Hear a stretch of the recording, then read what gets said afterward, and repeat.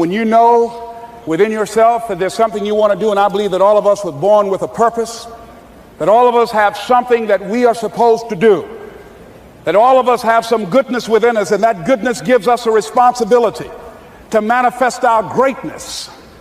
And when you know that, you can feel it in your guts, and you know that you're deliberately operating below your potential. You've gotten comfortable. You stop expanding, you stop stretching, you stop challenging yourself. Let me share something else with you. Not only is it possible for you to have your dream, but it's necessary. It's necessary that you have it, that you work on it, that you develop yourself, that you go for what is yours in the universe. I was in my comfort zone. I was doing just enough to get by. I was working on a job. They paid me just enough to keep me from quitting, and I worked just hard enough to keep from getting fired. How many know people like that? Blink your eyes if you understand what I'm talking about. I was parked. I knew I could do more. But when my mama died, it took something out of me. When I went through a divorce, it took something out of me. When my best friend died, it took something out of me. I parked. And somebody said that life is like an onion. You have to peel it one layer at a time. And sometimes you cry. Life's going to happen to you when you have a dream. You're going to get slapped around. And don't take it personal. Don't ask, why did this have to happen to me? Why not you? Who would you suggest? You want to give us some names, some email addresses? And don't tell everybody. 80% don't care and 20% glad it's you. It's called life. Suck it up and move on. Get over it.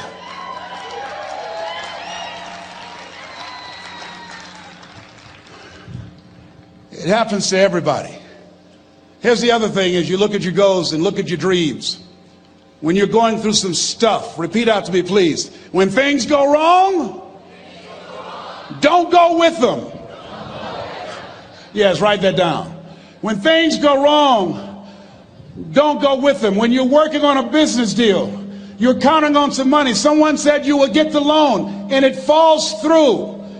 You have an event, and the people that you thought would be there and support you, they don't come through. Or someone turns against you, or you get ripped off. It's going to happen to you. Happened to me. Someone stole all my products, my database, over 180,000 names and addresses. It's not personal. It's going to happen to everybody. It does. 8 out of 10 millionaires have been financially bankrupt. Walt Disney had he filed bankruptcy 7 times and had 2 nervous breakdowns. It's called life. But I got a saying: when life knocks you down, try and land on your back, because if you can look up, you can get up. You've got the power in you to do that. You've got something special. You've got comeback power. Here's the other thing. Let us say together, it's possible. It's necessary. It's me. Yes, write that down. It's me. Take ownership for your life. Nobody can live your dream for you but you. Nobody's going to take care of your business like you. Stop coming up with excuses. Don't give yourself permission to continue to live a small life. You can't fit a big dream into a small life. Give yourself permission to go for it, to test yourself, to challenge yourself, to live full. I like the saying, always strive to get on top in life, because it's the bottom that's overcrowded. The reason you're here is because there's something in you that says, I can do more. This just can't be it. There's something in you. There's a calling on your life. There's something in your heart that caused you to get dressed and spend the money to go to seminar after seminar and listen to message after message and speaker after speaker. Because there's something in you that tells you this is not it for you.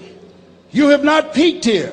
There's more in you that you are expressing. Eye has not seen, ear has not heard, nor has entered the heart of mankind what's in store for you if you challenge yourself, if you persist and persevere, if you take ownership for your life. George Bernard Shaw said the people that make it in this life, they look around for the circumstances that they want, and if they can't find them, they create them. Create what you want. You have the power in you to do more than you can ever begin to imagine, to control your destiny, to make a difference in our children, to make a difference on the planet, to make an impact. Let us say together, it's me. And let us say together, it's hard. Say it like you know it. Say, it's hard. Ladies and gentlemen, it's hard. There are people who have seen their retirements taken away from them by the corporations that they work for. They were within 2 or 3 years of retiring, and they had it taken from them. The #1 entrepreneurs in this country now are senior citizens. The #1 employer, #2, McDonald's and Walmart. And there's nothing wrong with those jobs. I guarantee you those people did not have a plan to end up living their lives at the end of life with those types of jobs. And they didn't have a plan like you have, and while you're investing in yourself, not to. And it's hard. There are people making choices between purchasing prescription drugs or paying for gas or a mortgage note. It's hard when you're working on a job for 20 years, 30 years, give them some good years, and then they come in and tell you, we've downsized. In other words,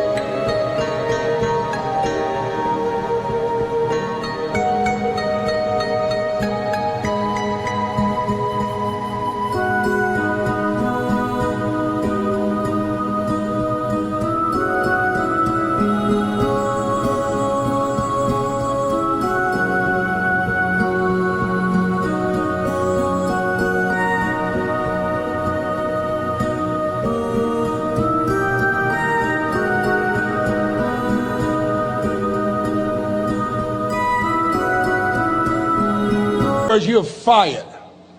And then you have to start all over again. How many of you know it's hard? Raise your hands, please. It's hard. And it's not fair. One of the things I like about T. Harv is he talks about work and investing in yourself. It's not fair when people are going up against that kind of stuff to tell them just think positive and be enthusiastic and everything will work out all right. Ain't that kind of party. It's hard. Life will put some knots on your head. I bought my first home for my mother. I was rushing, didn't know what I was doing, and I bought a home that had a lien against it. And they called me, Mr. Brown, yes, there's a lien against your property.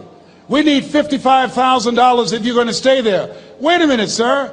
I just bought this home. The guy told me there were no liens against it. I'm not the one that owe you the money. You should have checked that out, Mr. Brown. Come on. I called my attorney. We followed up. Yes, Les, there's a lien against the property. But he told me there were no liens. He lied, obviously. Oh, my God. He told me he wanted to help me because he admired the fact that I was buying this home for my mother, and that he was adopted, and he identified with me. Les, he suckered you. He played you, man. So what? Well, would they take payment arrangements? What about $5,000 a month? They want all the money, Les. They want all the money, or you're going to have to get out. The house is going up for sheriff's sale. Do you have it? No, I don't have it. Can they give me some time? Tell them to give me 3 months, please. Give me 3 months. My mother's in her 70s, man. She has a bad heart. Don't do this to me. This is my dream. Don't do this, man. Please, let me talk to them. Les, I'm talking to their attorney. They don't want to talk to you. I've got to talk to the attorneys. Do you have the money? No. Will they give me 3 months? No. What about 2 months? No, Les. They want the money in 7 days. Oh, my God. Let me call you back. I'm not sure. And I walked the floors thinking, God, how could this happen to me? I got to figure this out. I got to figure this out. And it seemed like the days were just ticking off, ticking off.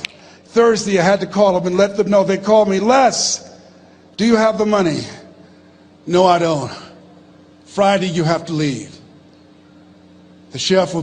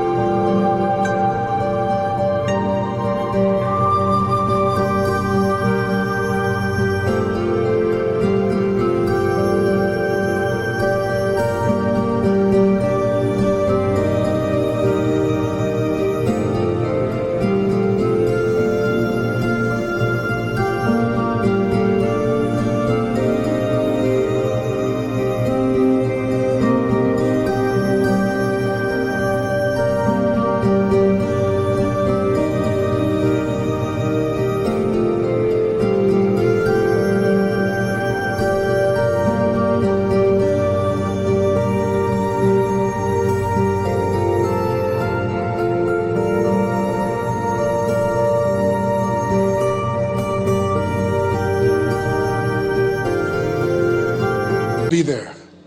You're going to have to leave, Les. They're going to take my house. What about my down payment? You lost it, Les. You lost it. Okay. I got to go. Yes. I prayed, Lord, please, if you show me that you're real, if you're really real, you think Paul worked for you, you haven't seen anything. Don't let me lose this house and watch what I'll do for you. I was trying to cut a deal. Have you ever tried to cut a deal? It's amazing how spiritual you get when you get in trouble. You know what I mean? When I was diagnosed with prostate cancer, I was going to bed with the Bible and the Holy Quran and Science of Mind and Joel Goldsmith, everything I could find. I was praying to Jesus, Yahweh, Melchizedek, everybody. I was calling on everybody. It's amazing. And here I was walking the floor 3 o'clock in the morning, and I had to go and wake my mother up. I got on my knees and I said, Mama, I need you to wake up. She said, what's wrong, Leslie? I can hear you walking back and forth. I'm not asleep, son. I said, there's something I need to tell you. She said, your eyes are red. Why are your eyes red? Because I feel so stupid now. Why? We got to move tomorrow. Why, Leslie? There's a lien against the property and they want $55,000 and I don't have it. And we're going to be set out tomorrow. We have to go back to Liberty City. So she said, it's okay. I don't like this house anyhow. I said, why? She said, because of my arthritic knees, it hurts my knees when I go up the steps. I said, and why didn't you tell me? Because you were so happy. I just said it because you were happy. I'll live in a shack with you, boy. I love you. It's not the house. I love you. I love all my children. I said, thank you, Mama. Thank you. And the next day when we were in the truck going back to Liberty City and we pulled down 68th Terrace, the neighbors came out and said, wow, Mamie, y'all coming back? Are you back? Yes. What happened to the home your boy bought for you? Those boys you adopted. Leslie didn't do a title search. He made a mistake. And boy, I was so humiliated. How many ever made a mistake that you were just humiliated? Raise your hands. I was devastated. I was taking the furniture off the truck, and my mother came, and I was crying. And she said, boy, I said, yes, ma'am. She said, hold your head up. I said, Mama, I can't. She said, hold your head up. I said, why? Look what I've done. She said, it's okay. It's okay. You are going to make a lot of mistakes in life, young man. You're going to fail your way to success. You have nothing to be ashamed of. Keep your head up and take that furniture back in the house. I said, yes, ma'am. And I learned something from that. If you ever go through something, hold your head up. If you ever make a mistake, hold your head up. If you ever do something that everything goes wrong, life catch you on the blind side, hold your head up. It's not over. Goethe said, that which does not kill you will make you stronger. Hold your head up. Shake someone's hand on your right and left and say, hold your head up.